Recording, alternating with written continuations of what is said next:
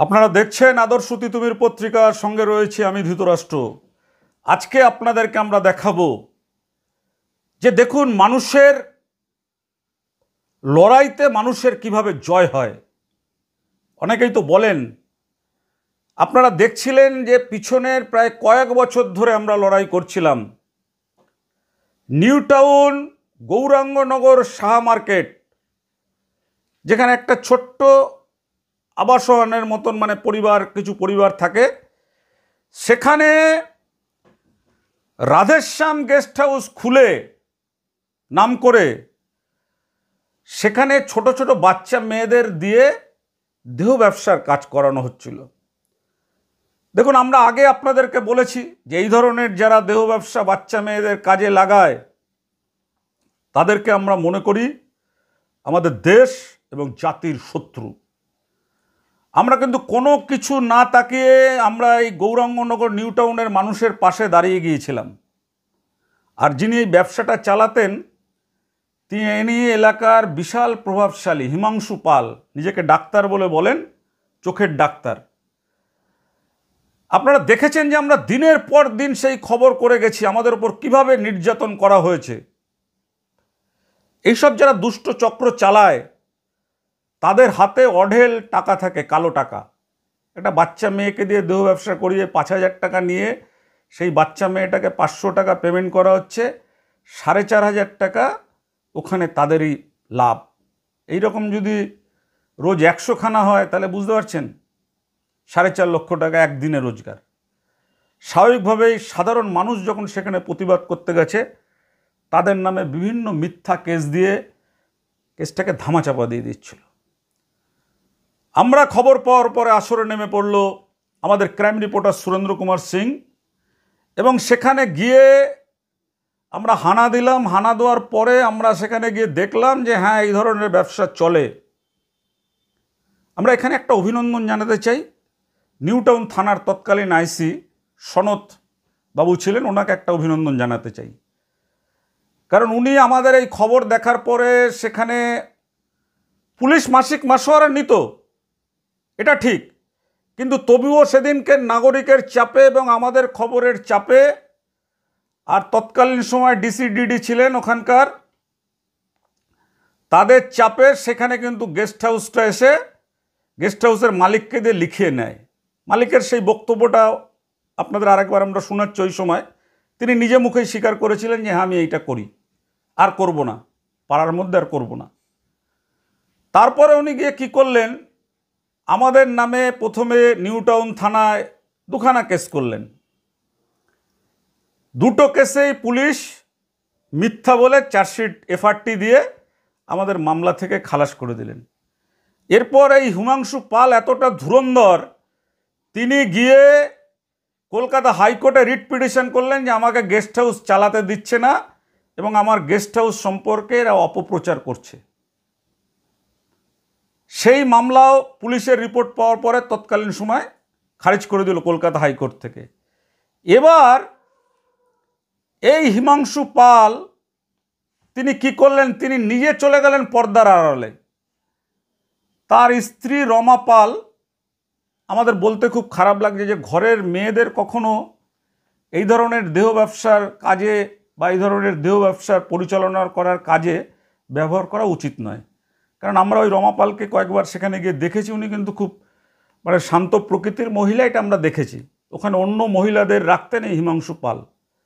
তিনি কিন্তু ডাক্তারও নয়, জাল ডাক্তার। কলকাতা হাইকোর্টে এবার রিট করালেন নিজে পিছনে চলে গিয়ে তার বউকে দিয়ে, যে রিট পিটিশন নাম্বার 1398/2024।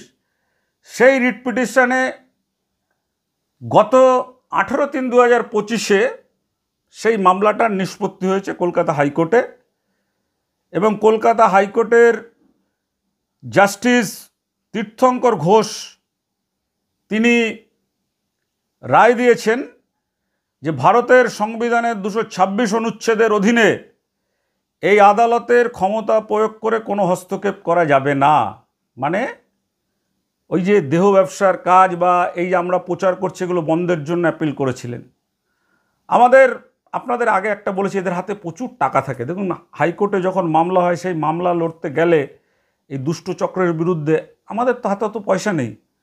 আমাদের আইনজীবী ছিলেন দিবাকর সর্দার, উনি ফ্রি অফ কস্টে আমাদের হয়ে লড়াই করেছিলেন এবং লড়াই করে সেই যে মামলা করে খুব লাফাচ্ছিলেন যে আবার এই গেস্ট হাউস আবার চালু করব, দেখি তোদের কত ক্ষমতা আছে, হ্যান ত্যান অনেক কিছু বলেছিলেন। তা আমাদের অ্যাডভোকেট কলকাতা হাইকোর্টের মাননীয় জাস্টিসকে বোঝাতে সক্ষম হয়েছেন এবং পুলিশ প্রশাসনের তরফ থেকেও একদম সঠিক রিপোর্ট দেওয়া হয়েছে বিধাননগর পুলিশ কমিশনারেট থেকে, একদম সঠিক। দেখুন, যেটা সত্যি সেটা সত্যি বলতেই হবে। সঠিক রিপোর্ট দেওয়ার পরে জাস্টিস তীর্থঙ্কর ঘোষ তিনি সমস্ত বিষয়টা পর্যবেক্ষণ করে রিট পিটিশন 1398 এটাকে উনি বাতিল করে দেন। তাহলে কার জয় হলো? জয় হলো মানুষের। কোন মানুষের? নিউ টাউন গৌরাঙ্গনগরের যে গরিব মানুষগুলো সেদিন জোট বেঁধেছিলেন রাতের বেলা, যে মানুষগুলো সেদিন জোট বেঁধে প্রতিবাদ করেছিলেন রাত্রিবেলা গেস্ট হাউসের সামনে দাঁড়িয়ে যে বার করে দাও বাচ্চা মেয়েদের ঘর থেকে, তাদেরকে অনেক ভয় দেখানো হয়েছিল, পুলিশ দিয়ে তাদেরকে বাড়িতে রেড করানো হয়েছিল, হামলা করানো হয়েছিল। আমরা কিন্তু হাল ছাড়িনি, ওই গ্রামের মানুষের পাশে আমরা ছিলাম। অবশেষে মানুষের জয় হলো। সুতরাং একটা জিনিস জানবেন, যদি সত্য খবর হয়, সত্যভাবে তুলে ধরা হয়, তাহলে এই যে যারা যতই বিত্তশালী হোক না কেন, যদি আদালতে ঠিক মতন উকিল নিয়ে বোঝানো যায় যে এই ঘটনা করছেন, তাহলে কিন্তু এই সমস্ত দুষ্ট চক্রের মানুষের তারা কিন্তু কিছু করতে পারে না। যেটা করতে পারলেন না হিমাংশু পাল, পরে স্ত্রীকে নামিয়েও পারলেন না। বন্ধ হয়েছে নাবালিকা দিয়ে দেহ ব্যবসা, বালিকা দিয়ে দেহ ব্যবসা। আমরা ওই এলাকার মানুষের কাছে আবেদন রাখবো যে আপনারা নজর রাখবেন, উনি যদি আবার এই ধরনের কাজ করেন আমাদেরকে জানাবেন। যদি কোনো মিডিয়াকে না পান, আমরা রয়েছি সমাজ সংস্কারের জন্য। অর্থ নয় আমাদের কাছে মূল্য, হচ্ছে কত লোক আমাদের খবর দেখলো সেটা নয়, আমাদের কাছে মূল্য হচ্ছে মানুষের ভালো থাকার জন্য, মানুষের মুক্তির জন্য, এলাকার পরিবেশ সুস্থ সফেদ রাখার জন্য আমরা কতটুকু লড়াই করতে পারলাম। সেই লড়াইয়ের জন্যই কিন্তু আজ থেকে 30 বছর আগে তৈরি হয়েছিল আদর্শ তিতুমির পত্রিকা। ধারাবাহিকভাবে তারা লড়াই করে চলেছেন। অনেক হামলা, মামলা, মোকদ্দমা অনেক কিছু করে তাদেরকে দমিয়ে দেওয়ার চেষ্টা করা হয়েছিল। দেখুন, আমরা কিন্তু সেই অবস্থাতেই তখন যেমন দেখেছিলেন এখনও কিন্তু আমরা সেরকমই লড়ছি। দেখুন, লড়াইতে নেমে অনেক সময় পরাজয় হয়। পরাজয় হলে অনেকে মনে করেন যে হেরে গেলাম, কিন্তু আমাদের ব্যাখ্যাটা অন্যরকম। কীরকম আমাদের ব্যাখ্যাটা? আমরা লড়াইতে নামি জেতার জন্য, যদি না জিতে হেরেও যাই, আমরা ওই হার থেকে শিক্ষা নেই এবং সেই শিক্ষা নিয়ে আগামী লড়াইতে আমরা জয়লাভ করার জন্য আমরা লড়ি। আজকের সেটা দেখুন যে হিমাংশু পাল এবং রমা পালের যে মিথ্যার ব্যাসাতি, সেটা কিভাবে খারিজ করলো কলকাতা হাইকোর্ট। দেখুন আজকের সেই খবর। নামটা কি? আমার নাম হিমাংশু পাল। আচ্ছা, আপনি যে গেস্ট হাউস করছেন এখানে সাহা মার্কেটে, এইটার ব্যাপারে তো পাড়ার সব লোকের একটু অবজেকশন আছে, তো সেই ব্যাপারে আপনি কিছু বলবেন? হ্যাঁ, আমি গেস্ট হাউসটা করেছিলাম সাধারণত পেশেন্ট রাখার জন্য। তারপরে আমি এখানে অনেক আনম্যারিড কাপেল ভাড়া দিয়েছিলাম, কিন্তু আমাদের এখানে যেহেতু এটা পাড়া, সবাই বসবাস করে, তো এটা আমার মনে হয়েছে যে এটা করাটা ঠিক হবে না।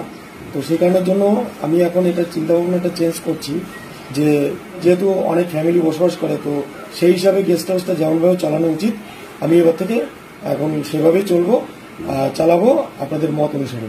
এটুকু বললাম। তো আপনি যে এই একটু কেসখামারির মধ্যে গিয়েছিলেন, কেসখামারি করেছেন দুজনার নামে, তো সেটার ব্যাপারে আপনার কি মতামত? হ্যাঁ, দেখুন, আমার নামে একটা ভিডিও ছাড়া হয়েছিল, যে ভিডিওটা দেখেই আমার একটা মান সম্মানের একটা ব্যাপার এসে গেছে। তো তখনই এটা মনে হয়েছিল যে এটার জন্য আমার কিছু প্রতিবাদ করা উচিত। তো যাই হোক, ভুল বোঝাবুঝি তো মানুষের মধ্যে হতেই পারে। তো যেহেতু ভিডিওটা আমি রিকোয়েস্ট করবো বন্ধ করতে, এবং আমি যাদের নামে কেস করেছি তাদের কাছ থেকে আমি তাদের নামে যে কেসটা করা হয়েছে সেই কেসটাকে আমি যতটা সম্ভব তাড়াতাড়ি আমি ওটা তুলে নেওয়ার চেষ্টা করছি, কারণ এটা নিয়ে আমি আর বেশি দূর এগোতে চাই না। কারণ আমি এখানে শান্তিপূর্ণভাবে সবার সঙ্গে মিলেমিশে থাকতে চাই, একটা সম্মান নিয়ে থাকতে চাই। কারণ আমার একটা বাচ্চা ছেলে আছে, সেও যাতে সম্মান নিয়ে বড় হয়। তো এইটা আমার রিয়ালাইজেশনে এসছে বলে আমি চাই মানুষের সঙ্গে থেকে সুস্থভাবে, সুস্থ পরিবেশে এখানে বসবাস করতে, এবং গেস্ট হাউসটাও যেন সুস্থভাবে চলে, সেটা আপনাদের কথা মেনেই আমি সেভাবে চালাতে চাই। ঠিক আছে। আর এই কেসটার ব্যাপারে যে 2-4 দিনের মধ্যে কি আপনার কেসটা তুলে নেবেন? আমি কেস তোলার জন্য প্রসেস চালু করে দিয়েছি। এখন কেসের যে প্রসেস যতদিন লাগে সেটা তো আমার হাতে নেই, তবে সেটা যেভাবে চলছে সেইভাবেই চলবে, মানে কোনো ডিলে করা হচ্ছে না। কেসটা এখন অফিসিয়াল কাজ যেভাবে যতটা লেট হয় সেটা হতে পারে, কিন্তু আমার দিক দিয়ে কোনো লেট হবে না। মানে এরা কোনো সমস্যায় পড়বে না তো? আশা করি এরা কোনো সমস্যায় পড়বে না, কারণ আমি কেসটা যখন তুলে নেবো বলেছি, কেসটা আমি তুলে নিচ্ছি। মানে এটা এই নয় যে আমি কেসটা তুলে মুখে বলছি আর ওদিকে আমার প্রসেস চলছে। আচ্ছা, আরেকটা কথা আপনাকে বলছি, এই পাড়ার লোকের সাথে মিলে আপনি চলবেন, তো কোনো কাজ, এরকম কোনো কাজ করবেন না যে পাড়ার একটা সম্মানহানি হয়, এরকম কাজ আপনি আর করবেন না তো কোনোদিন? না, দেখুন, পাড়ার লোকের মন জয় করতে গেলে, পাড়ার লোকের সঙ্গে মিশে চলতে হলে তাদের মতামতই শ্রেষ্ঠ।